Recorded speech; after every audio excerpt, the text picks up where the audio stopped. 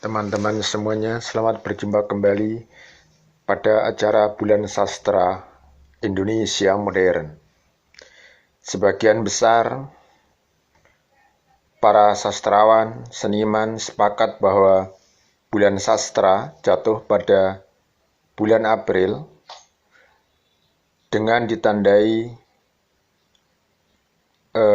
tanggal kematian Chairil Anwar, yakni pada tanggal 28 April. Berbicara tentang Chairil Anwar, sesungguhnya sesuatu yang susah untuk mencari celah baru. Karena penyair yang satu ini, penyair yang hebat dari angkatan 45 ini,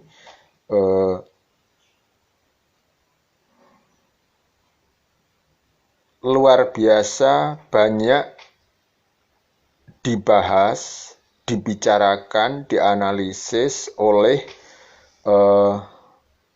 para kritikus, seniman, maupun penyair dari Indonesia maupun dari luar negeri. Ada beberapa buku yang mengesankan yang membahas tentang Chairil Anwar. Setidaknya ada 4 buku. Yang pertama adalah Chairil Anwar, pelopor angkatan 45, karya H.B. Yasin. Buku ini berbicara tentang bagaimana keunggulan puisi-puisi karya Chairil Anwar, walaupun juga tidak dinafikan bahwa Chairil Anwar juga melakukan hal-hal yang kemudian menjadi kontroversi. Kemudian buku yang kedua ditulis oleh Arif Budiman, yakni Chairil Anwar, sebuah pertemuan. Buku ini berbicara tentang bagaimana pergulatan batin, psikologis maupun religius Chairil Anwar yang tercermin di dalam puisi-puisinya selama Chairil Anwar menjadi penyair. Dari buku ini kita bisa tahu bagaimana perjalanan religiositas maupun psikologi Chairil Anwar. Tentu Arif Budiman menggunakan pendekatan ekspresif. Kemudian buku yang juga merupakan disertasi dari Bun S. Umaryati, yakni buku Chairil Anwar, The Poets and His Lineage. Ini berbicara tentang bagaimana bahasa puisi Chairil Anwar, bagaimana Chairil Anwar memanfaatkan bahasa, dan bagaimana struktur bahasanya. Kemudian ada satu buku lagi, yakni Aku Ini Binatang Jalang.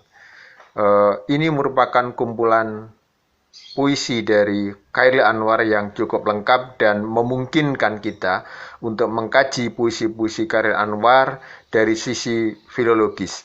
Dan yang menarik lagi, saudara, ada satu majalah edisi khusus, yakni majalah Horizon, April 1985. Ini berbicara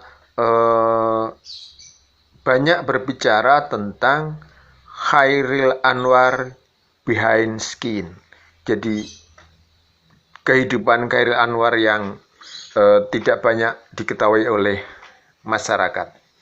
Hal yang menarik dari proses kreatif Chairil Anwar adalah Chairil Anwar telah melakukan pembaruan pada dua sisi yang sangat kuat. Yang pertama adalah sisi teknis bentuk, di mana Chairil Anwar pada zamannya dia menggunakan bentuk puisi bebas. Padahal estetika yang dominan pada masa itu adalah estetika puisi-puisi lama. Puisi-puisi yang masih terikat pada bait, puisi-puisi yang terikat pada model-model pantun ataupun puisi-puisi lama yang lain. Chairil Anwar melakukan pembaruan sama sekali pada masa itu. Sehingga kalau kita mau melihat pembaruan yang dilakukan oleh Khairil Anwar harus diletakkan di dalam konteks zamannya. Yang kedua, pembaruan yang dilakukan oleh Khairil Anwar adalah bagaimana Khairil menggunakan kekuatan bahasa sehari-hari sebagai ekspresi estetik. Ini sesuatu yang baru.